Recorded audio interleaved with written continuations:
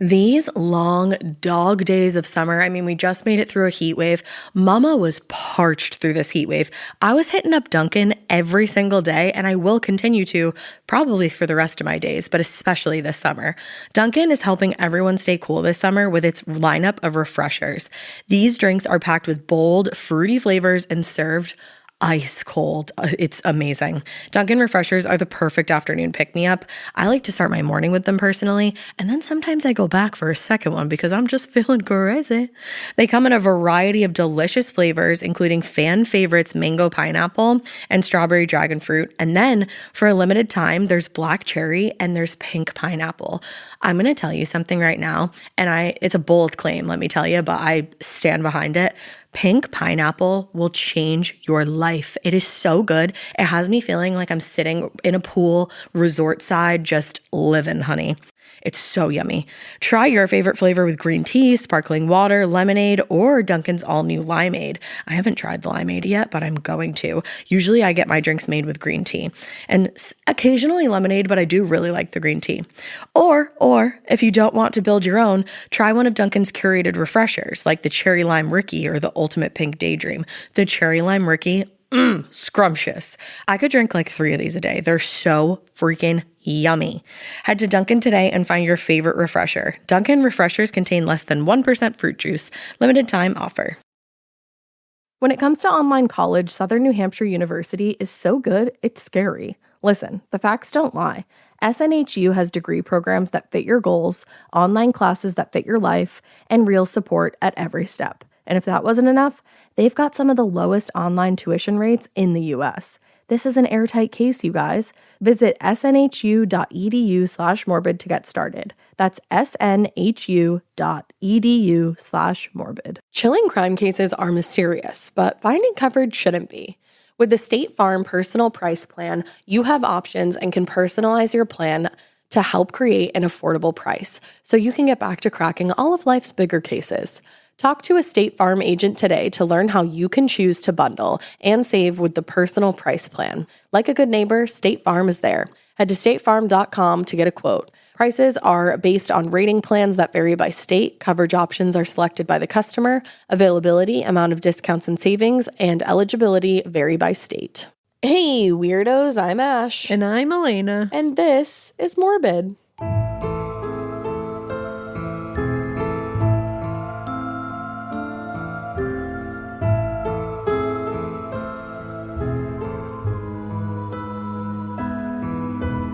This is Morbid.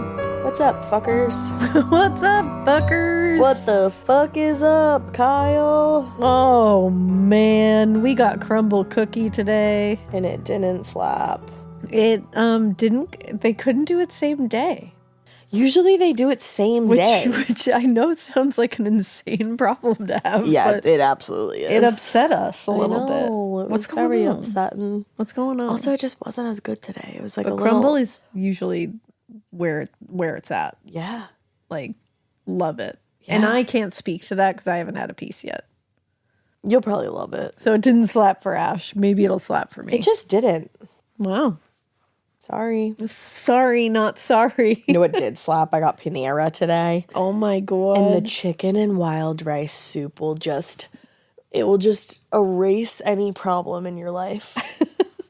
It's so good. All of them. It'll clear your skin. It'll pay your bills. I don't know. It'll fix your broken relationships. All right. All of that. Maybe. No, Ash claimed that. Maybe. So mote it be. I mean, so mote it.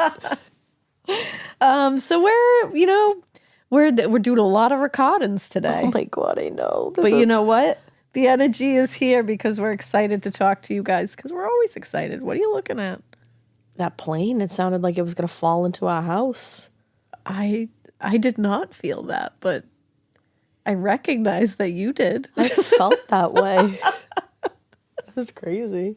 You crazy. You're crazy. Yeah, so I don't think we have a lot of business. No, we did the business in the last one. Yeah, we don't have a lot of business today except for the crumble cookie of it all. And that's business. But today I'm going to be telling you a story that is a wee bit upsetting. I bet. Which is pretty or as normal. the kids say, bet. Bet. There you go. They should just say, I bet. They should just say words, like full sentences. Yeah, like, I bet. That's a full sentence. I bet you are correct. Or just I bet. So we're going to be talking about the Gaffney Strangler. Oh. With Leroy Martin. I don't know if I've heard of this. I actually had not heard of this before. Whoa, 2 back-to-back cases you haven't heard about? Everybody watch out. Hell hath risen over. I know, until I happened to come across it somehow and threw it over to Dave. And once I was reading it with him, it's insane. Like, insane. It's just a very, like I said, it's just a very upsetting case. And it's one that I'm like, why the fuck didn't I know about this? Like, it's crazy. So this takes place in the 60s. Oh, okay. So not like super old-timey, but not super old-timey, you know, like not me old-timey. No. You know what's crazy? That's like pretty close to 100 years ago, though. What the fuck? If you really think about it, like 2060 is not that far away. That took me a second. I think we're closer to 2060 than we are to 1960. Yeah, probably. I don't know. Math. When you said that, I thought you were saying at first that that's like 100 years ago, and I was like, no, it's like close in my to head, it, I was that lady with all the math equations going around her. No, but it's like not that far ago. Do the math real quick on your tip-tappy calculator. I'm doing it. There's so many people That's listening right now. 64 years ago. So we're closer to that being 100 years than not. There you go. Like when you do the rounding. Listen. Yeah, I feel you. We're closer to 100 years ago than not. So 100 years ago. On May 20th, 1967, it's late 60s. Oh, honey. So we're actually even closer to 100 years, I think is what you're trying to say. No, it's further from 100 years because it's later in the 60s. Oh, yeah. Exactly. Fuck. It's been a long day. People listening are like, you guys gotta that's go take 57 years ago. People born in the 60s are like, can you just shut up and tell us the fucking case? Honestly. I'm not 100. I'd like to say that I questioned it from the They're like, tell us the gate, case before I turn 100. So on May 20th, 1967, Roger and Annie Dedmond, a young couple from Forest City, North Carolina, they were hanging out. They spent the night out drinking in Gaffney, South Carolina. Good for them. But later that night, after Roger had become more than a little bit drunk, I would say, Annie convinced her husband it was time to head home. They had a newborn son, Roger Jr. Let's get home. Take an Uber. Yeah, they didn't. 57 years ago? Yeah, oh, as no. Annie drove down the back roads, so she was driving.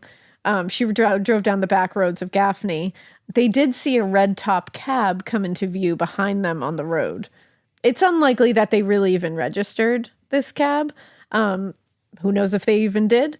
But witnesses would later tell investigators that Roger and Annie had been fighting at the bar and that an argument that started at the bar extended into the car as they drove home. So the car was seen swerving from one lane to the other at times because the intensity of their argument was happening. Who knows what was going on. Drinking. Yeah. So finally, fed up with the argument, probably with her husband at that point, Annie pulled the car off to the side of the road and got out and was like, you know what? You go to sleep in the car. See you later. Like, she just didn't want anything to do with it. So she started walking in the direction of home and Roger passed out in the car.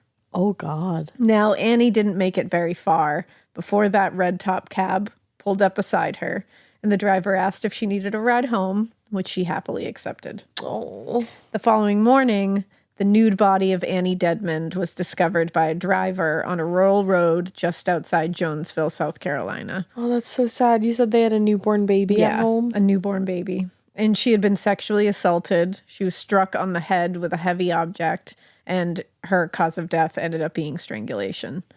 Later that afternoon, police found her clothing scattered around the nearby wooded area. Annie's body had been discovered lying against a chain link fence that protected an electrical transformer, but other than the clothing that they found scattered all around the woods, they really didn't find any more evidence, and they didn't have any leads, really. Jeez. Now, a short time later, Roger Dedmond was awoken by a knocking on the door of his home and opened it to find police officers who came to tell him, your wife has been found dead. Now, Roger told the officers what he could remember of the night before. He said they had gone out drinking. On the way home, they got into an argument that had started at the bar. Oh, no. Annie pulled over, got out of the car, leaving him to pass out in the passenger seat. He said a few hours later, he woke up and he ended up making his way home because he figured Annie was there. Yeah. When he got there, she wasn't there. He said he was surprised, but this wasn't the first time they'd fought like that or the first time that she had walked off during a fight and left him somewhere to sober up. Oh. Because this was a pattern. So he expected she was just going to show up later that morning. They'd make up, move on. Right. Roger was arrested and charged with the murder of his wife. I had a feeling it might go that way. Yeah. He repeatedly insisted he had nothing to do with the murder. In fact, he actually passed a polygraph test, and they really didn't have any evidence. Well, I was going to say, what is he even arrested based off of? It was entirely circumstantial. The fact that he was with her when she was last seen, that they had been in an argument, that he had left the scene and just like went to sleep at home. Yep. Like none of that looked good for him for sure. But there were some who said after his arrest that Roger had confessed to the murder. Oh, okay. According to Annie's father, William Hayes, Roger had at one point confessed to Annie's uncle. He said, he told my brother he did it. He said, he got down on his knees in front of a window crying. He said he just blacked out. I asked him if he killed her, and he said, I don't know, but I'm afraid I did. Well, that makes sense. I mean, it sounds like he was blackout drunk. And that he was like, oh my God, did What I? if I did? Yeah. Yeah. What if I have no idea? I mean, they're arresting him. I'm sure you know what happens when people get arrested and held in those rooms forever. So. Exactly. So the Dedmonds had only been married for a couple of years at this point, and Annie had come into the marriage with 3 children from a previous marriage, which is even more sad. Like, she's a mother of 4. Of 4 kids, yeah. And I guess Roger had always been kind of like ambivalent to those children. Oh. The family suspected, at least in recent months, that the marriage hadn't been a very happy one. Doesn't sound like it. And according to Annie's mother, Lucille, Roger had substance abuse issues, and his drug use was starting to affect their marriage. Okay. According to Lucille, she told a reporter, quote, he doped. He took yellow jackets all the time.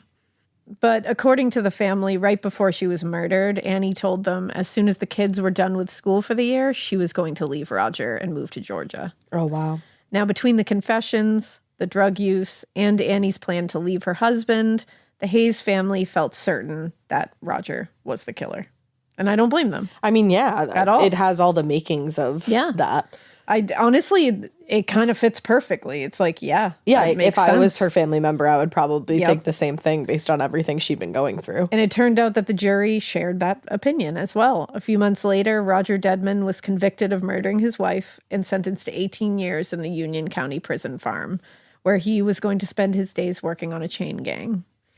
And Roger's lawyer, Jonathan McKinnon, told the press, one way or another, I'll seek a new trial. I want more evidence on this thing, but I will seek a new trial for Dedmond. I mean, it's good that he wanted more evidence, one way or another. And something's telling me he didn't do this. Something's up. So Roger Dedmond's story probably would have just ended there. It just would have ended in imprisonment, but then something happened that kind of changed the tide a little bit. Okay. A strange phone call came into the desk of Gaffney Ledger reporter Bill Gibbons on the afternoon of February 8th, 1968. So the following year. Sure. But obviously not that far away. Mm-hmm. So the man had asked to speak to, quote, that little fellow who drives the Falcon. Okay. So Gibbons assumed the caller was talking about the Spartanburg Herald writer Jim Holland because he once owned a Falcon. So he was like, that's the only person I know that owns a Falcon. Mm-hmm. And he told the caller Holland wasn't in, but he said, can I take a message? And the man insisted it wasn't something he could leave a message about. But then he gave Gibbons instructions. He said, take out 3 sheets of paper. I've got 3 stories for you. What? So he was like, okay, he's not going to pass up a potential scoop here. So he's like, give it to me. Sounds like a scene in the Zodiac movie. Oh, it literally does not sound real how this happened. Yeah. So Gibbons listens and he's like, okay, tell me what you got to say. And the guy on the other line gives him 3 names, followed by a set of directions to locations in and around Gaffney. Oh, no. The first was Nancy Christine, East Smith Street. Then Nancy Carol Paris, Chatham Avenue. And finally, Annie Dedmond, March 1967, Jerusalem Road.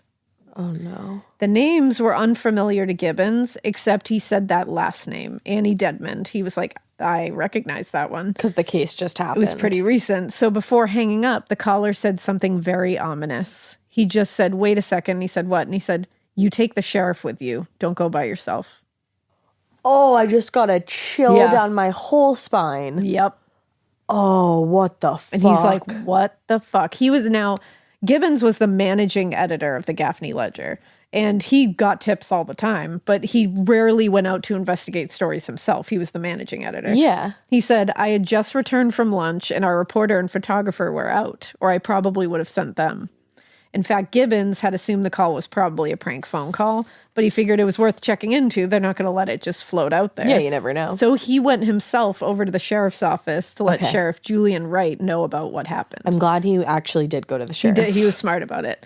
Not wanting to waste too much time on it if it did turn out to be a prank, the two of them just were like, let's just head to the closest location, see if anything's there. If it's not, then we'll let it go. Mm-hmm. So they went to Chatham Road because it was nearby. And according to the caller, whatever they were supposed to find there could easily be seen from the bridge on Ford Road. Oh, no. So they pulled up to the bridge and both men got out of the car and they start looking around.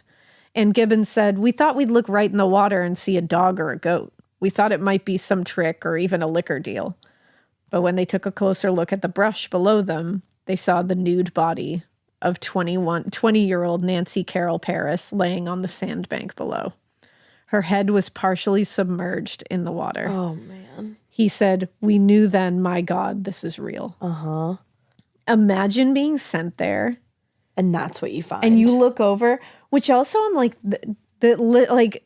humans are wild because like I understand what he's saying when he's like, oh, I thought we were just going to find a dog or a goat like in the water. And I'm like, the fact that your brain is like, well, humans suck so much that some guy probably pulled a prank and threw a dog in the water. I know. Below is wild. Mm-hmm. Like our species needs to do a lot of work. Yeah. But to look over that, thinking this is a prank and seeing a actual nude dead body laying there, the amount of things that must have been going through their heads. I can't imagine. So Gibbons and the sheriff made their way down the embankment to confirm that they weren't seeing like a mannequin or something. It's never a mannequin. And the body showed almost no signs of decomposition, which led them to believe she hadn't been there more than a day. Right.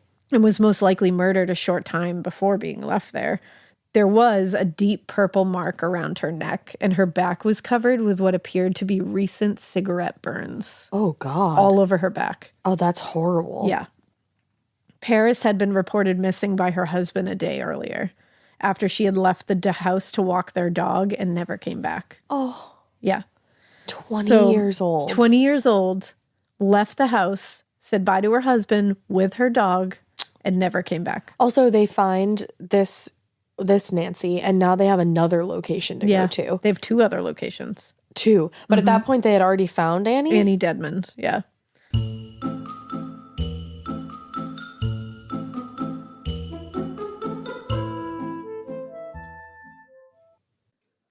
This part of the show is brought to you by Anua, the Korean skincare brand known for scientific, gentle, yet effective formulations. The latest from Anua is the Retinol Collagen Gua Sha Cream, a firming cream with a gua sha-shaped tip built right in. Have you guys heard of gua sha? It's that viral massage tool that moves fluid and tension out of your face. Less puffiness, a snatched jawline, honey, more definition in your face. Retinol firms and reduces fine lines, and collagen keeps your skin plump and structured. This cream has both of those things, arguably the most optimal combo for that snatched, lifted look all in one step. I am obsessed with the Gua Sha cream. First of all, it feels so cool to the touch when you put that on your face. It's just like, this is lovely. It's like a little spa treatment that you can give yourself. I like to do mine at night after I get out of the shower. I rub the cream on my face with the little gua sha. I'm sculpting that jawline, honey. I got it on the cheekbones.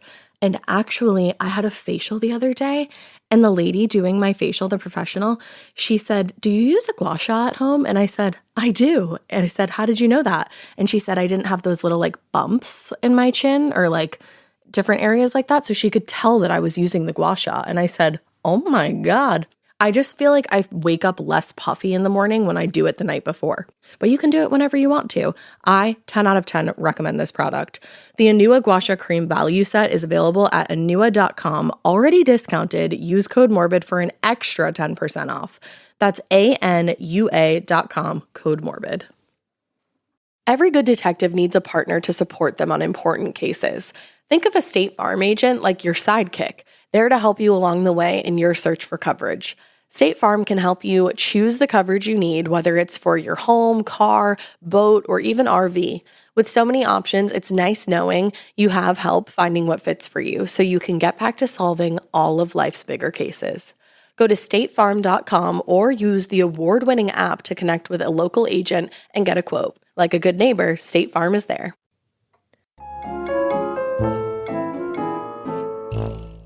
Now, no longer thinking that this was a prank, Sheriff Wright left 2 deputies at the scene on Ford Road to take care of that, and he and Gibbons traveled to the first location on East Smith Street that the caller had described.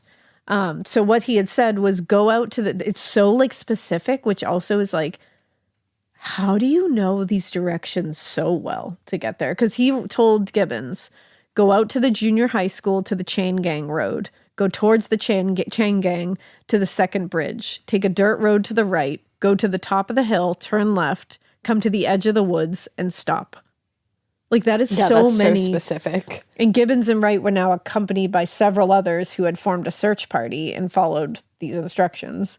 And after walking about 3/4 of a mile into the woods, they began combing through the brush. And that's when they heard one of the deputies shout, "Oh God, here she is." Oh. Which is so chilling. It is. Oh God, here she is. They had discovered the nude body of 14-year-old Nancy Christine Tina Rhinehart. 14? Yep. Oh my God. 14 years old. What the fuck, dude? Tina had been reported missing by her parents 10 days earlier when she left her grandmother's house one afternoon and just didn't come home. And no one had seen any sign of her since then. Although she had been missing for 10 days, and this is even more upsetting, she appeared to have only been dead for about 5 or 6 days, which means she was held alive for a few days. Yep. And like Nancy Paris, Tina had deep purple bruising around her neck and had been burned with cigarettes as well. She also had bruises on her hands, legs, and ankles, and she had been sexually assaulted. Oh, no. Now, and she's 14. So, strangely, she was found nude. But she was wearing a wedding ring and what appeared to be a diamond ring. What? But she was in 7th grade. Yeah. And was not engaged or married. A wedding ring and a diamond ring? Like a wedding an set? engagement ring and, and a wedding ring. What the fuck? Yeah.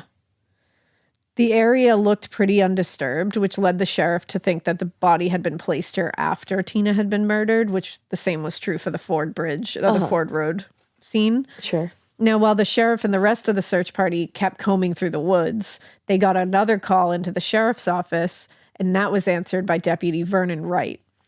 This caller said, "Did Gibbons get the sheriff to go look for the bodies?"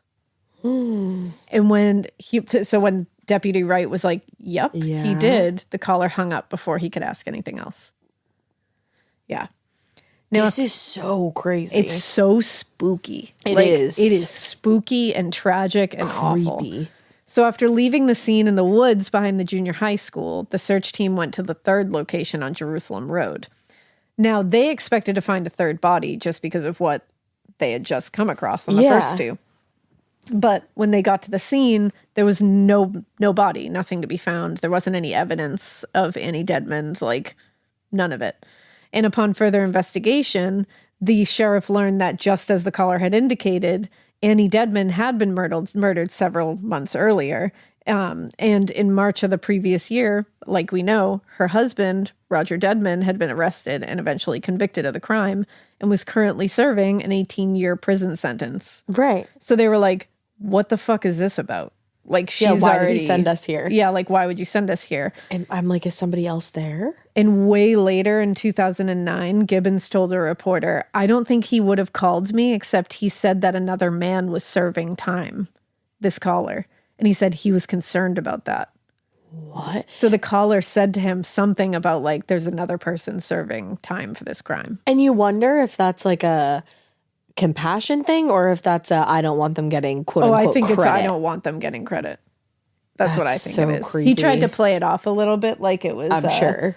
Like it was, I don't want someone having to serve time for my crime. It was 100% a credit thing. I bet. as we'll see, he really wants people to ask him and know that he did it. Oh, I hate that. So the caller wasn't the only one who was concerned about Roger Dedmond serving time for a crime he possibly didn't commit. Roger's mother, Sybil Dedmond, believed the new cases all proved that her son didn't kill his wife. I would say so. She said, when news of the murders and the bodies broke, she said, I know my son and he never killed her. But whilst Dedmond's family was convinced the new details were clear evidence of Roger's innocence, the sheriff's office was less convinced. Okay. It was the sheriff's department's refusal to accept the caller's word that prompted him to call Gibbons back a few days later. Really? By then, the FBI and state police had been called in to help the Gaffney police because this was a lot for them. And they'd put a trace on all incoming calls into Gibbons's desk. I was waiting to hear if I didn't know if they were able to do that at that point. I kind of thought so. They were, but it was back when a trace would be like hold them on the line for a long period of time so we can get the proper trace. Like you see the guy at the phone company kind of it's deal. Like it takes forever. Now, when the man did call again, Gibbons had been instructed, like I said, to keep him on the phone as long as possible. So when he finally called, Gibbons did his best to keep him talking. And I guess he told the man, this thing has to stop. And then he suggested that they get together in person for a real conversation. What? Of course, the caller was like, fuck no. He said no. I'm good. And he said, they're going to have to kill me like the dog I am. Creepy. It's like dogs don't do this. So yeah, no, they definitely don't. It's kind of giving like Son of Sam vibes. It is a little bit like it's weird. Now, he may not have wanted to meet with Gibbons in person, but this guy was nonetheless insistent that Roger Dedmond had been wrongfully convicted. Okay. Made sure to say that. He said, we're going to have to do something about that man down there serving my sentence. I killed Mrs. Dedmond. I did so like I did Miss Paris and Rhinehart. I killed them all with them begging me not to do it. Oh. Now, as if to offer proof of this, the caller described the scenario under which he had picked up Annie Dedmond. That included very, very specific aspects of her outfit. He said she had been wearing, she had a blue pocketbook with a top snap. In it was lipstick, an aluminum comb, a picture of a girl sitting on the back of a white Falcon, car keys, a watch, which had no band. And she said she had the band broken when she and her husband had a scuffle. So he knew all of this to a T. And he was like, and that guy, like, well, how would I know this? Right. Yeah. So while Gibbons and members of the FBI tried to lure the caller out of hiding, Sheriff Wright and Dick McKinnon from the South Carolina Law Enforcement Division, SLED, they launched an investigation into the murders, hoping that they might find someone who had seen something that could lead them to this guy. Yeah. Because I don't think they were able to get a proper trace off of that. He couldn't keep him on the line. So the sheriff's department was flooded with calls from locals at this point, but they weren't getting any solid leads. Then a few days after the bodies were discovered, a local man approached McKinnon with a tip.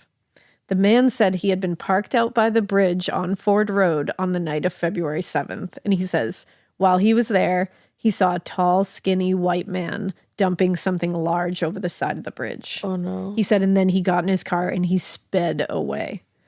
And he said, when it happened, I thought, and again, I'm like, is this like something that happens in the Carolinas a lot? He said, when it happened, I thought he was tossing a dog over the side. I didn't know it was a body until I heard the news. Why does everybody think this? Guys, are people just tossing dogs in the water over there? Like, what is going on? I would never think that. That wouldn't be my first thought. The only thing I can think of is like farm dogs. Like sometimes dogs? people like shoot their dogs when they're like older or dying or something. I don't know if they're just like tossing them over bridges. I don't know. Actually, don't tell me. Yeah, don't tell us anything about that. But it makes me wonder, like, what the fuck? Yeah. But of course, your first question with this guy is like, that's very interesting. Thank you. Why didn't you come forward with this sooner? Right. Like you saw a guy throw something large at night into a bridge and then speed away and you didn't think to say anything. And the man said, yeah, about that. I'm married and I was on that bridge with another woman. Motherfucker. So I didn't want that fact to go back to my wife, but I eventually did decide that this was more important and that I needed to come forward. Wow, your moral compass is so amazing. Oh boy, yikes. Now, other than the witness who'd potentially seen the suspect dump this body over the side of the bridge, investigators had very little evidence and almost no leads to work with. But the killer did place one final call to Bill Gibbons, this time to his home.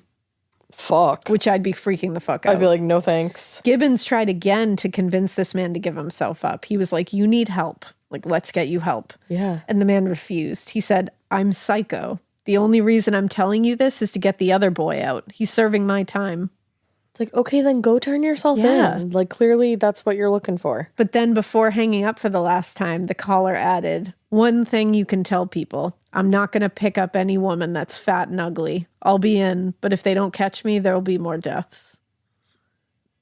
Oh. So he's a real prince. Definitely. You know, this is a prince of a guy. Yeah. Like, literally, that is verbatim what he said. That's gross. And it's like, okay. That's a gross way to be. Okay. I mean, it's a gross way to be when you're like a murderer. I mean, it's pretty gross. Now, the discovery of Tina and Nancy's bodies had set the town on edge. On edge. Oh my God, I can't even imagine. Yeah. And this was at a time, like, this was at a scary time in the South, especially with, like, integration was already straining black and white relations across the South. So this was already, like, this was straining, like, people were just, tension was already at an all-time high. Yeah. And a Gaffney pastor, Clyde Thomas, told a reporter in 2009, there's an indelible memory in my mind of going to the bus stop and parents being there with shotguns in their hands. Jesus. Yeah. He said people were afraid to go to school, afraid to go shopping. They kept their children locked in the house. And Bill Gibbons also remembered the fear that seemed to just, permeate Gaffney at the time. He recalled how law enforcement officials became concerned that terrified residents would start shooting at shadows. Probably. Everybody was just on edge. Right. Now, exacerbating the tensions and all the frustrations that everyone was feeling was the absolute complete lack of evidence and any answers into the deaths of Tina and Nancy. Both had been raped and murdered. That much was clear. Mm-hmm. And asphyxiation looked like it was the cause of death for both. But beyond that, the coroner could offer really no insights except they looked like they had been, like, tortured. Yeah. And given the marks around their neck, he speculated both might have died by hanging. Hanging? Mm-hmm. But he couldn't say for sure. Okay. He said a hanging death would explain why the cord marks were around their necks. Okay. Now, on February 13th, just 1 week after the other bodies had been discovered, the killer struck again. No. And this one's so sad. I mean, they're all sad, but this one's 15-year-old. Yeah. This time, he kidnapped 15-year-old Opal Diane Buckson. Opal had been on her way to school with her sister Gracie and run a short distance ahead of her. When Gracie saw a white man in a sedan pull off the side of the road, jump out of the car, and grab Opal and throw her in the trunk of the car. In broad daylight? Like, literally, her sister ran up ahead of her and got plucked off the side of the road and thrown in a trunk. What the fuck? To be that brazen? That's the thing. And that poor Gracie? It's the PTSD she must have been living with after that? Gracie told police she noticed the car pull out ahead of Opal and found it strange when it backed up with the trunk open. Oh. And she said, he looked at me and I ran back towards the house. When she looked back, they were all gone, along with Opal. And they weren't even far from their house, it sounds like. She ran back to her house. Holy shit. Now, to law enforcement, it's basically what you were just saying. The abduction of Opal wasn't just an escalation in the killer's behavior, because it occurred in broad daylight in front of somebody else. Like, it also represented a change in victim profile. Yeah. Well, sort of. Opal was black. Oh, okay. The other victims were all white. This is a very different kind of crime, because usually we've seen this in other things. Yeah. Usually killers have a very specific victim profile, or it's a lot of times killers won't kill outside of their own race. Yeah, that is interesting. That's like serial killers is who I'm talking about. But so this is interesting that that he's gone from, I mean, he stays with younger women, but he's gone from like 20 to 14. Yeah. And white and black women. Right. Like that makes it a lot harder to understand and a lot harder to like follow who he is or what he could be doing. Mm-hmm. And Sheriff Wright told reporters at a press briefing that same day, "I'm afraid for her life," talking about Opal. "We're using every available man in this." He was trying to assure everybody, but he said, "But we have nothing definite yet." And while Gracie had gotten a look at the man, who she described as a slender white man with brown hair, which, by the way, that other guy, Tall, skinny white man. Ford, a tall, skinny white guy. But unfortunately, that description matched a lot of young men in the area, and it was really vague. Like, Gracie did the best she could under one of the worst circumstances I could possibly ever fathom in my brain. And she's turning around to run, back she's home. Panicking and running. And she's probably looking at her sister more than anything. Yeah. And she's a child. She did the best she could. And she even was able to describe the car he was driving as an old blue Ford. But that's also really common at the time. Car. And and to make matters worse, later that day, Gracie changed her statement and said she couldn't be certain about the make of the car. Because then she's probably sitting there like, was it a blue Ford? Like, I don't know. If you asked me as a child, what car is that? I'd be like, a car. Like, I don't know. You ask me now, I don't even know what some cars are. It's true. I'd just be like, I don't know. A blue car, I guess. Yeah. Maybe. Could have been. Maybe black. Right. Like, I wouldn't be good at this.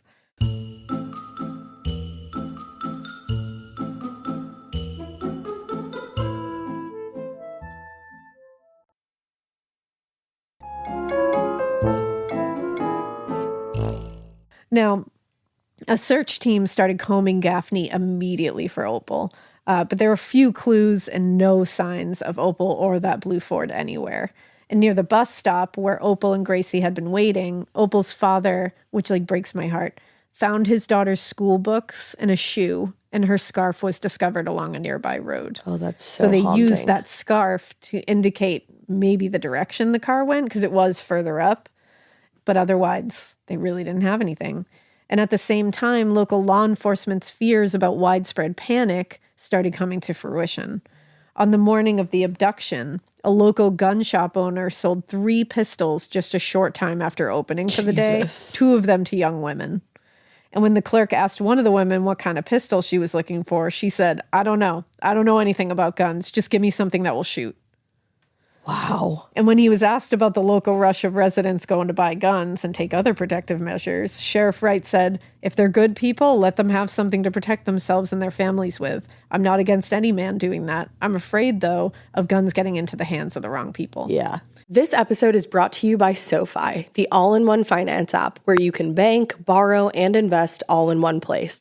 Let's talk about bank accounts for a second. The average bank savings rate is 0.39% in interest. You're earning pennies on your savings, and it doesn't have to be that way. But with SoFi's high-yield checkings and savings, the money barely making moves sitting in your savings account can earn over 8 times the national average savings rate with eligible direct deposit. No account or overdraft fees. We love transparency. You can get your paycheck up to 2 days early, plus get up to a $300 welcome bonus when you sign up with eligible direct deposit. Sign up for SoFi checking and savings at SoFi.com/morbid. SoFi checking and savings is offered through SoFi Bank, N.A., member FDIC. Terms apply.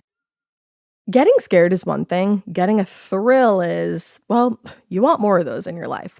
The Genesis GV70 is built to thrill, baby. A thrilling yet elegant design always makes driving the GV70 an exciting adventure. Its powerful athletic stance screams performance and turns heads. Everybody's looking at you, girl, or boy, or whoever. Command the road and experience a class-leading standard 300 horsepower. Oh my God. Plus, discover the different dynamic drive modes for all different terrains.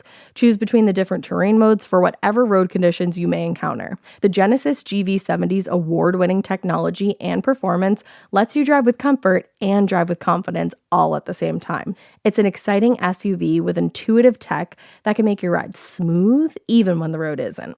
And its blind spot cameras allow you to see what's next to you. It's like having eyes on the side of your head. That's pretty iconic. Its performance, by the way, is measured not only in power, but in how it makes you feel confident, sexy. The Genesis GV70. Learn more at genesis.com and feel the GV70. Now, the very real public fears were furthered by what appeared to have been a large number of prank phone calls received by women around the time.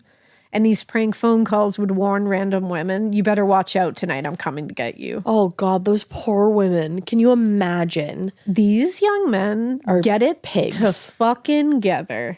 What is wrong with you? Get a hobby. Get a grip. Goddamn. Local women weren't the only ones getting the prank phone calls either, because following Opal, a 15-year-old's kidnapping, the sheriff's department and the Gaffney Ledger were plagued by a series of calls from various young men confessing to be the killer. What the fuck is going on? That's like, you should be able to trace every one of those, and you should be able to charge them with a crime and put them in jail for... Yeah, you should, can't you get charged with, like, disrupting an investigation? Yeah. Like, you should get a big consequence for that. Absolutely, that should deter people. Like, you need to be taught a lesson. There needs to be a real lesson learned there, because what the fuck is wrong with you? Someone's child got ripped off the side of the road on the way to school in front of her young sister, and you're like, LOL, thrown in a trunk, and you're like, this will be so funny to say it's me. Like, it's like, you might as well be a murderer. Yeah, you're disgusting. Yep. Like, what the fuck is wrong with you? And in Charlotte, North Carolina, police arrested 17-year-olds. You are far too fucking young or old, sir. Robert Wood, after he placed a series of calls to Gaffney authorities claiming there's going to be another killing tonight. 17 years old. Seriously, come on. Bye. Put him away. Honestly. You're a fucking menace. Like, what is wrong with you? That's a menace. And in response to the chaos and fear that was happening everywhere, authorities increased the number of officers working on the case to more than 100 from local agencies. Holy shit. And it was like the state office of the FBI, you know, it's called SLED. SLED. But like all the different agencies just increased all the officers. The next day, there was still no sign of Opal. And as the search teams grew larger and larger, they came to include a significant number of residents. And this was both black and white people, which was they were coming at least together. People coming together to be like, we're all in trouble here. Mm-hmm. Like, we're all going to be prey here. How sad that that's what it took. It took a 15-year-old black child being fucking ripped off the street. But among the searchers was professional golfer Henry Transu and his friend, forest ranger Lester Skinner.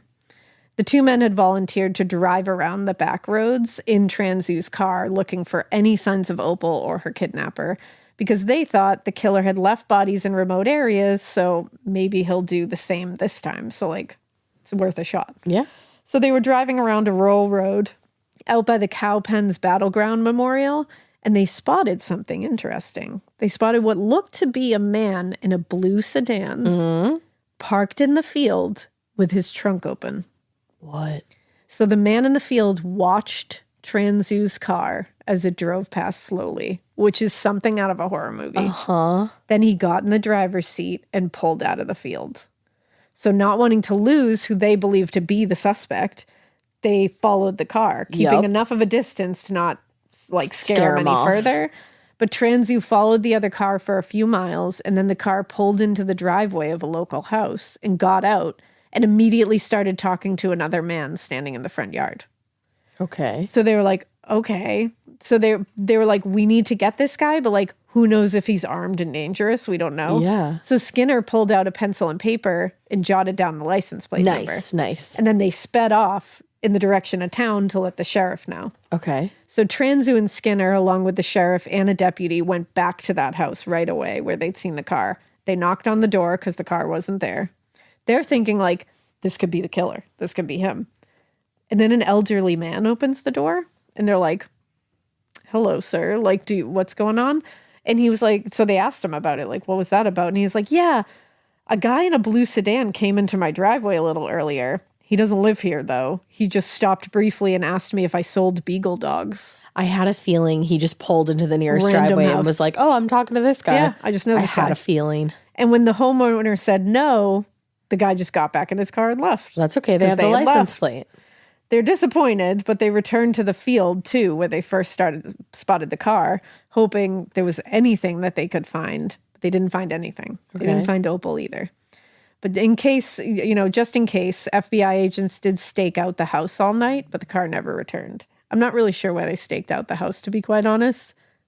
I don't really know why he'd go back there. I don't know why he would go back But there. you know what? It sounds like they were trying everything. They were trying. They were. And That's they were, the thing. it wasn't like they were like taking two people away from. No. Like there was plenty of people in every Exactly. area. So I'm not sure what the motive was that. But again, I'm not in the FBI. So I'm sure there was a smart motive behind this. But it didn't pan out. Nobody came back. Maybe in case he came back to threaten that guy or something. Yeah, you never to know. be like, did you talk to somebody? Right, No, that's right. a good point, actually. So back at the sheriff's office, deputies ran that plate number on the car, followed by Transu and Skinner, and learned it belonged to 31-year-old Leroy Martin. Mm-hmm. He was a mill worker and father of 3. Are you fucking kidding me? Yep. Who'd been born and raised in Gaffney.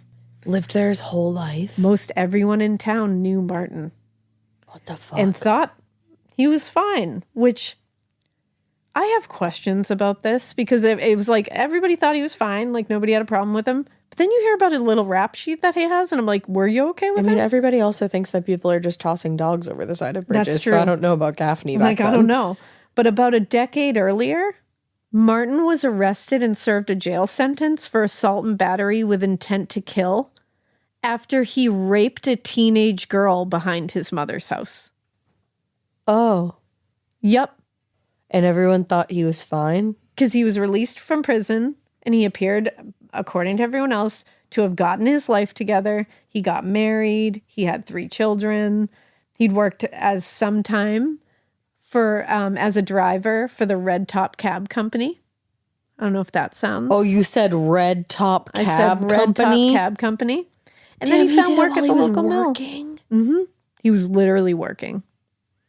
Girl. While some members of law enforcement felt confident he was definitely the right suspect, I do. just as many were skeptical because they said, this is someone they've known their whole lives. He can't be a psychopath. He raped I'm sorry. a teenager He's kind of and already tried proven to kill he her. is. You guys okay? Again, he raped a teenager and tried to kill her. And you guys think he's aight? Well, and they're like, no, he couldn't be a psychopath. What? I think if you're capable of that, What? you are a psychopath. What was that? In fact, one sheriff's deputy said, "Aw, it's not him. I know Leroy Martin and his whole family. He's got a wife and 3 kids and works regular. Leroy Martin ain't the Strangler. You're wasting your time." Baby BTK had a whole family too. Baby, he's So a did rapist. John Wayne Gacy. He's a rapist. And he attempted to kill a teenage girl. He's a rape. That's the other thing. He's a pedophile because he's a rapist of a teenage girl. He's a predator, he's a rapist, and an attempted murderer of a young girl. And now there's young girls coming up raped and murdered. Y'all don't. Are we not think seeing the that- connections? Hello? Literally, Is hello? the tact in the room with us? So still believing Opal Buckson could be alive, because at this point they're hoping beyond hope. Officers didn't want to tip off Martin and risk the girl's life, which is a good move. Smart. So surveillance teams monitored him constantly, hoping they might lead them to Opal. Yes. Gaffney Ledger reporter Tommy Martin was a member of one of the unofficial surveillance teams, and he remembered the first time he saw Martin. And he said he emerged from his house in the middle of the night to wash the car, Oh, that's not good. which Tommy said he believed was to get rid of any evidence. Do you ever like do something and you're like, wow, I probably look suspicious as fuck right now? Like, I don't know. Like, I'm trying to think of an example and I can't. But like, you think of somebody going out to fucking wash their car in the middle of the night, and Yeah. you don't think that's like anybody's gonna be looking at you? Yeah. I take my trash out and I'm like, is anybody looking at You're me? like, there's nobody in here. Well, that's when our family dog died like a billion years ago. Oh, yeah. And it was pouring rain, and we were able to bury him in our woods Yeah. to give him like a little memorial. And it was pouring rain when it happened. And me and my dad had to go out in the woods And dig a hole. with a wheelbarrow with a giant load in it covered by a blanket. Yep. And my neighbors were right there. And my dad, trying to make me laugh because it was so horrible and we'd all been sobbing. Yeah. He said, this is my dad's humor. It's gallows humor. He That's said where Elena it is, gets it 'cause from. we needed it at that moment because we were so sad. But he said, do you think we should just keep your mom indoors for a few days and really make the neighbors question what we did out here? And That's I was hilarious. like, that's hilarious. But he was literally like, do you think they're going to be like worried about what we're doing? Definitely. I remember being like, yes, I think they are. Like, But what even the fuck? like something innocuous too. Like you'll like, I can't think of an example, but I'll do something and I'm like, oh man, like, did anybody see that? Yeah. Like that was weird for me to do. That's And the it's not thing. even a weird thing. Yeah, like you said, taking your trash out sometimes Don't you at just a feel weird like hour. everyone's looking at you? I'm like, everybody's wondering what I'm doing. They're not. No. Nobody is. No. I don't give a shit when people take their trash out. No. But going out in the middle of the night and washing my car, I would be looking around being like, my neighbors definitely think I killed someone. 100%. Like, that would be... And let me tell you something. If you're my neighbor and you're washing your car in the middle of the I night, think you did too. I'm watching. Yeah. I'm always ya. watching. I'm always watching. I'm always I am watching. too. I love I am watching. too. I do too. Just my street. Who doesn't love watching, Yeah. you know?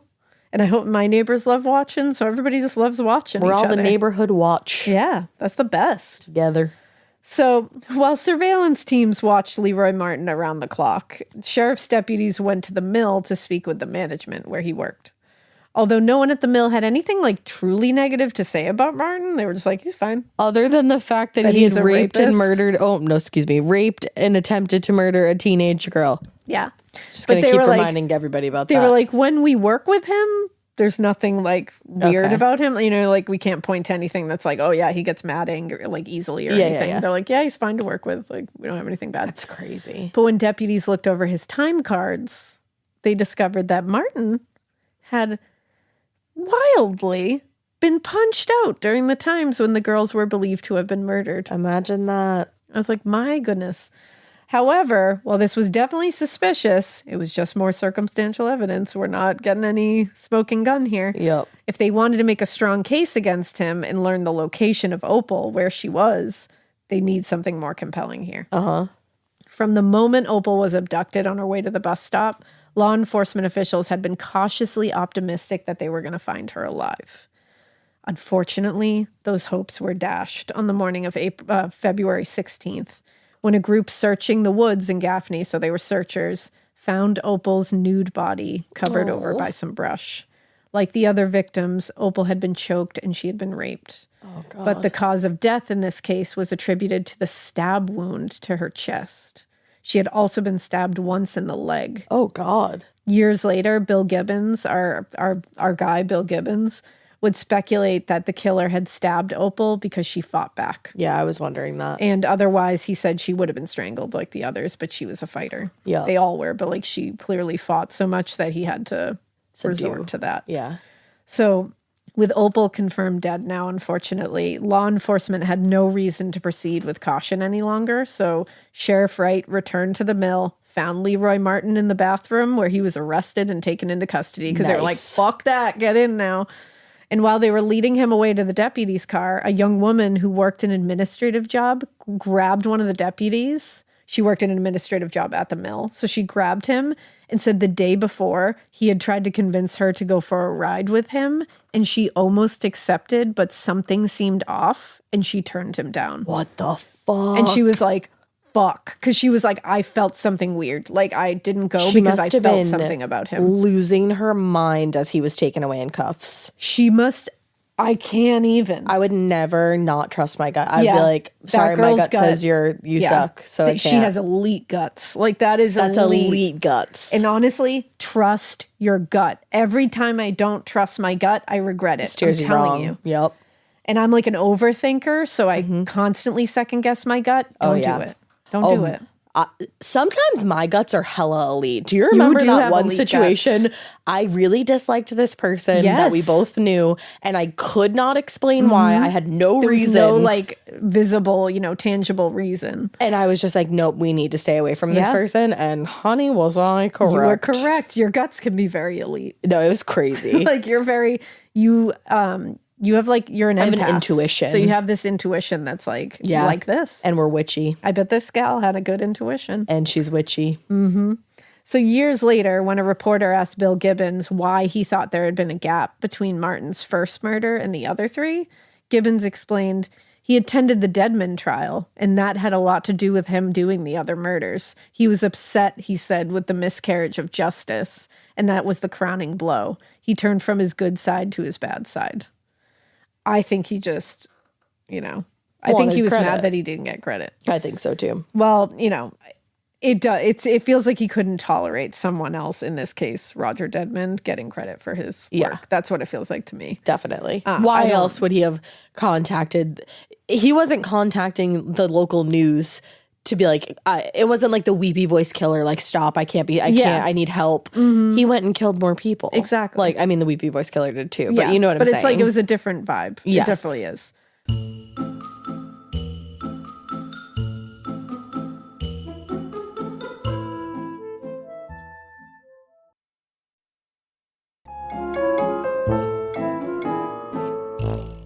So as they pulled out of the mill parking lot with their suspect in the back seat, it occurred, and this is actually really smart, it occurred to Sheriff Wright that they had a growing body of circumstantial evidence against Martin, for sure, but they didn't have a shred of physical evidence connecting him to the murders. So they were like, this is fucking tenuous. And so the first thing Martin said to them as they left the parking lot was, you've got the wrong man. I didn't kill anybody. So immediately he's like, I didn't do it. Yeah. So they're like, fuck, we don't have a lot to go on anyways. So like, this is not good. So Wright knew, if we're going to keep him with us, we need a confession. Yes. So based on the phone calls the killer made to Bill Gibbons, Wright and the deputies knew this is a killer who wants attention for the murders and is mad that somebody else got the attention, and he just couldn't abide by his crimes being ignored. That was clear to them. Yup. So instead of driving back to the courthouse, Wright started driving in the opposite direction. And so Martin notices that they're heading in the wrong direction, and he's like, where the fuck are we going? And the sheriff and the deputy just didn't say a fucking word, wouldn't look at him, wouldn't. Getting scared is one thing. Getting a thrill is, well, you want more of those in your life. The Genesis GV70 is built to thrill, baby. A thrilling yet elegant design always makes driving the GV70 an exciting adventure. Its powerful athletic stance screams performance and turns heads. Everybody's looking at you, girl, or boy, or whoever. Command the road and experience a class-leading standard 300 horsepower. Oh my God. Plus, discover the different dynamic drive modes for all different terrains. Choose between the different terrain modes for whatever road conditions you may encounter. The Genesis GV70's award-winning technology and performance lets you drive with comfort and drive with confidence all at the same time. It's an exciting SUV with intuitive tech that can make your ride smooth even when the road isn't. And its blind spot cameras allow you to see what's next to you. It's like having eyes on the side of your head. That's pretty iconic. Its performance, by the way, is measured not only in power, but in how it makes you feel confident, sexy. The Genesis GV70. Learn more at genesis.com and feel the GV70.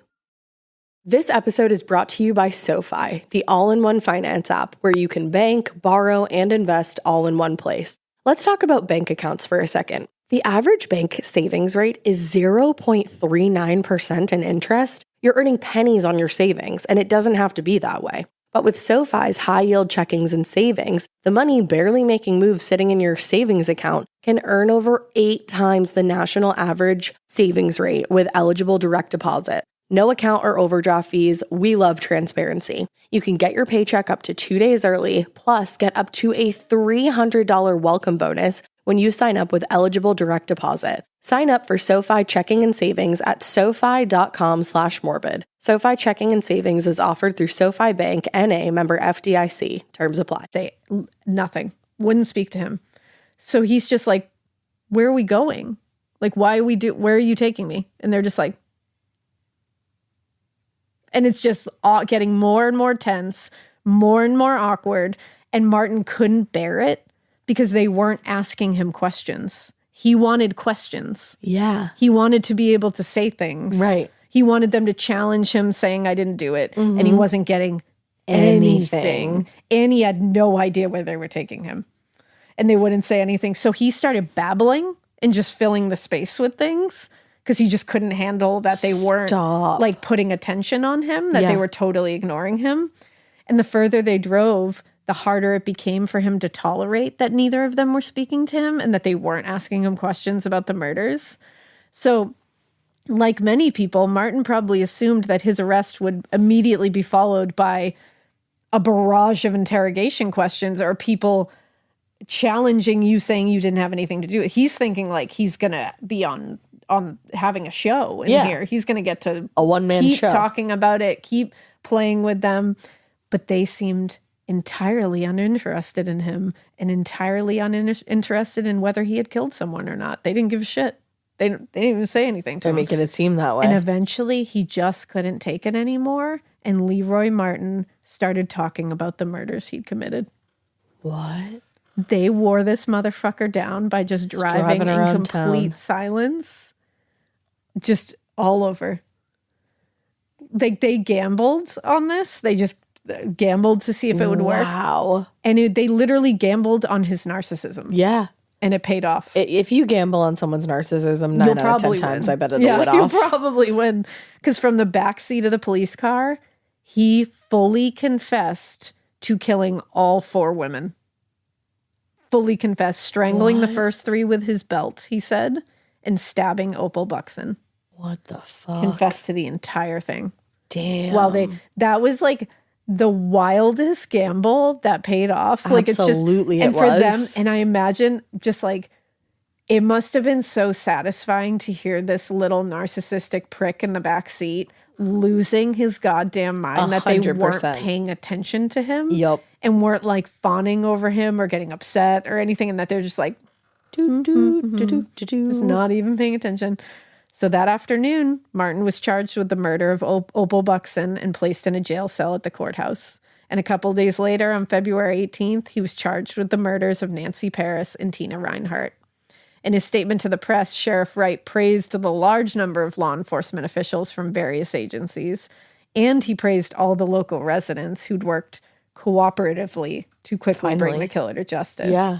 He said, "I'd just like to say we've had just marvelous help in this thing from all law enforcement agencies, and the public has just been wonderful." I love that. You don't hear about that No, often. you don't. You really don't.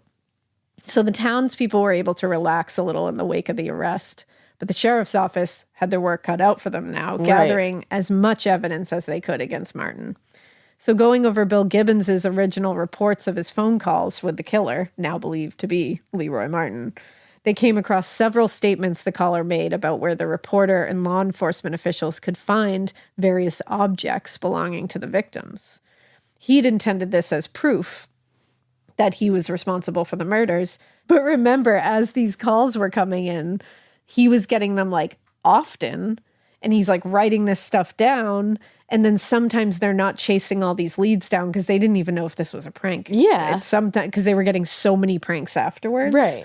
That they was hard to tell. And yeah, you can't distinguish. So, yeah. So the caller had now that they knew this was the real guy, the caller had specifically mentioned an area on Milgin Road, just off Highway 11, near where Transu and Skinner had seen Martin's car. Okay. And the caller had said they would find several items there. And when they searched the area, deputies found 2 Ford automobile keys, a small hairbrush, and 3 books of Harris Teeter stamps, which all belonged to Annie Dedmond. Whoa. So with this new evidence, Martin was also charged with the murder of Annie Dedmond. Now they could connect him. And her husband was let out? So we'll get to that. So by the end of the month, investigators had also located several pieces of clothing and personal items belonging to Opal Buckson, including a coat with her initials written on the label. And they found that hidden in an abandoned well about a half mile from where her body was discovered. According to press reports, quote, many items of clothing were torn or cut. Wow. Around this time, other evidence had been collected around the other crime scenes, including the body of Nancy Paris's poodle, who she had left the house to walk that night. So he killed a poodle. Yeah, he's an absolute piece of shit. Oh. He killed her dog and her. That's so sad. So I wonder if that guy did... Wait, no. Because never mind. It ended up being... Yeah. But so now you can see why. So just a few days after his arrest, the evidence started piling up on Leroy Martin, and he made what a prison official described as a, quote, half-hearted suicide attempt. Apparently, he pulled one of the slats out from under his prison bunk and just scratched at his wrists with it. An officer discovered it immediately, and they had a doctor look at him, and the official said, but Martin required literally no treatment. Okay. So The half-hearted suicide attempt, quote unquote, and the circumstances of the crimes led to Martin being put on a 30-day hold at the state hospital in Columbia, South Carolina. That's probably what he was looking for. Exactly. I'm sure it's better than a holding cell. But there he was extensively evaluated by psychiatrists. So during the evaluations, additional details of the crimes came to light. Additionally, and this is rough, everybody, in addition to sexually assaulting his victims, he had revisited the bodies of Tina Rhinehart and Nancy Paris following the murders, and he further violated their bodies. So he is a necrophiliac as well. Oh. Also, he seemed to revel in the ways that his crimes affected the people of Gaffney, specifically the victims' families. Yeah, I bet. Tommy Martin recalled, Tina's sister told me Leroy Martin had come by and stayed for a lengthy period of time at her funeral. So he stayed at these funerals and watched the families grieve them. That's a whole other level of just disturbed. And it's like, so he is a necrophiliac. He's going back to these bodies and he's raping these dead bodies. He is raping these dead bodies, and then after he's doing this, going and showing up to funerals knowing what he has done. Your mind can't even like truly comprehend how fucked up that is. Like, it's so fucked up, but it's on a level that you can't even, it's indescribable. Comprehend. You can't even like label there's no adjective for disgusting that is. No. Like, you really can't. No. I can't come up with a good adjective for it. And you're a writer, so that's saying a there lot. You go. And thesaurus.com will not even help us with this. No. Now, despite the bizarre and very disturbing nature of his crimes and his complete and total lack of remorse, he had no remorse. Psychiatrists at the state hospital determined that Leroy Martin was not insane and was completely competent to stand trial. Isn't that such a wild thought Yeah. that somebody that murders people, technically defiles their sane. dead bodies, and then goes sits with their family afterwards is legally sane? Yeah. Like, I believe it. It's just a fucking wild sentiment. Yeah, because he was able to, he knew it was wrong. Now, in May 1968, a grand jury indicted Martin for the murders of Annie Dedmond, Tina Rhinehart, Nancy Paris, and Opal Buckson. Despite the indictment, the judge granted a continuance in the case until September, due in large part to the fact that the constitutionality of South Carolina's capital punishment laws had been challenged and was currently under review. So wow. It makes sense for a continuance because they want to make sure that irons everything itself goes out correctly. Yeah. On September 16th, 1968, Martin went to trial for the murder of Opal Buckson. He waived his right to a jury trial because, as he told the judge, I don't believe I could get a fair trial anywhere in South Carolina. And when he was indicted for the murder, he pleaded not guilty. But as the trial was about to begin, Martin's lawyers, H.R. Swink and C.D. Padgett. H.R. and C.D. Yeah. H.R. and compact disc. They asked the judge for a conference. And during that conference, they explained that their client wished to change his plea to guilty. Oh. Judge Morrison asked Martin a series of questions to determine whether he was making this change in his own free will. And once he was satisfied that it was his choice, he accepted the plea. And when asked why he had murdered Opal Buckson, Martin explained it was like he was standing on the side of a hill and watching himself in a valley. He knew what he was doing, but he just couldn't make himself stop. I don't think it went like that. So even the prosecution acknowledged that although Martin does know right from wrong, the prosecutor's office was of the opinion that Martin acted under irresistible impulses. Okay. Because he's a murderer. He's a horrible, horrible, vicious murderer. Later that day, Leroy Martin was sentenced to 2 consecutive life terms for the murders of Opal Buckson and Annie Dedmond. Additional life sentences for the murders of Tina Rhinehart and Nancy Paris followed in the next few months. Now, Leroy Martin's explanation for his crimes has always been that he had what Bill Gibbons described as a split personality. And this thing comes over him and he can't control it. It was, he explained, his violent side who had raped and murdered the 4 young women in Gaffney, while his good side felt such a great deal of remorse for his crimes.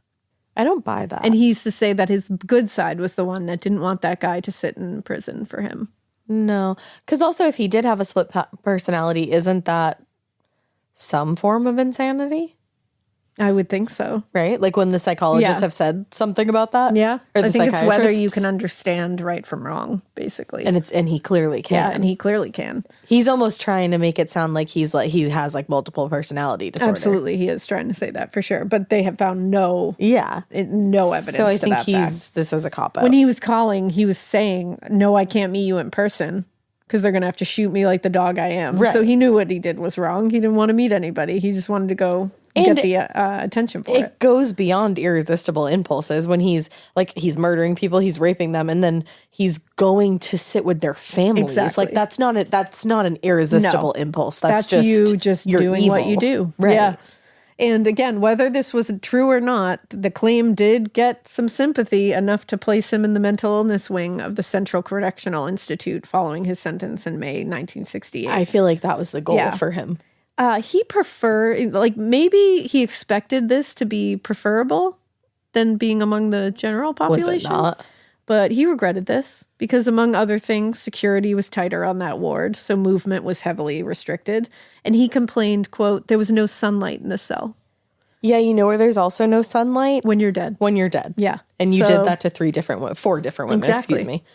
And in December 1969, Martin was moved into general population where he remained for 3 years. I almost wish that he didn't. He should never have gotten sunlight again. Well, and he remained there for 3 years because a little after 5 p.m. on May 31st, 1972, Leroy Martin got into a fight with a fellow inmate, Kenneth Rumsey.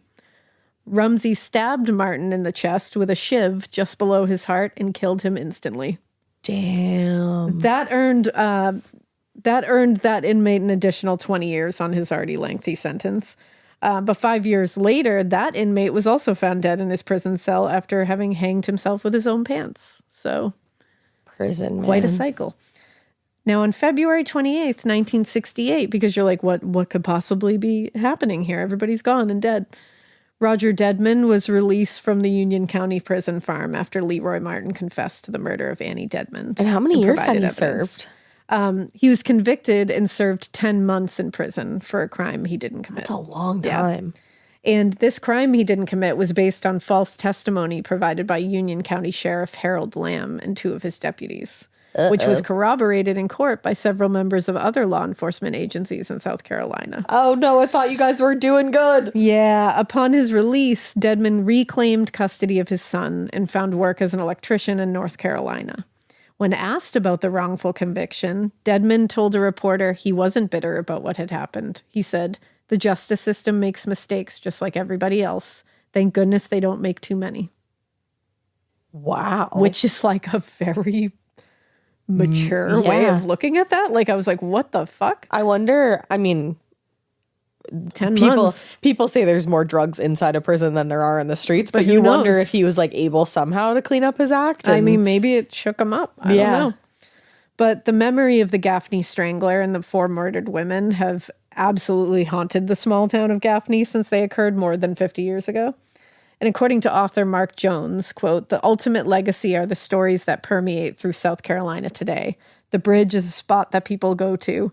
There's always these stories that there's screams of girls that can be heard. Those types of things in small towns take a long time to disappear." Yeah. It's like the end of a horror novel. And I did look it up in one place that locals and other people refer to sometimes as Leroy's Bridge off Highway 329. Don't call it Leroy's Bridge. It's said to be a place where people will claim to hear the screams, moans, and cries of young women. That's really sad. And Chain Gang Road is also more of the same reports. Oh, that makes me At sad night. because that means like there's I like know, I want them to like... I mean, it's like a residual haunting, hopefully. So I mean, it's the just energy like a has to be dark. just rancid there. So Wow. I hate that they call it Leroy's Bridge. Stop doing that, guys. I don't think I don't want to like indict all of the people locals there. Like that's what I've read on Yeah, yeah. certain things. So like whoever's doing that, you probably shouldn't. But like, Yeah, that's what I mean. yeah, I just don't want anybody to be like, you said that everybody did Yeah, that. no. I promise I didn't say that. Don't take that away, Yeah. guys. Wow. What a case. I can't believe we'd never heard of that one before. Yeah, it's so sad. It is so sad. And it's such young women. That's a chilling, spooky case. And the story of Opal just like breaks my heart. Just walking with her broad sister daylight. to school, runs up ahead of her, and is snatched right off the fucking road in the broad daylight, Like in the front of her morning. sister, and thrown into a trunk. You think that that had to have been like 7, 8 a.m.? Yeah. Like when does school start? You know what I mean? Yeah. The fuck? Yeah. Oh, It's so scary. it's chilling. Yeah. Having kids must be the most terrifying thing on the It planet. is. It absolutely The is. responsibility, my God. That's why we all age like a presidency, Yeah. like very quickly. Like I'm in a constant state of anxiety. Yeah, me know? too. And I don't even have children. Yeah. Fuck. Yeah. Well, keep listening. And we hope you Keep it weird. But not so weird that I didn't even give you the choice to keep listening. I just Yeah. told you keep listening. I know, I was like, damn. Usually I say we hope you keep listening, but this week you have Keep to. listening. Bye. Bye.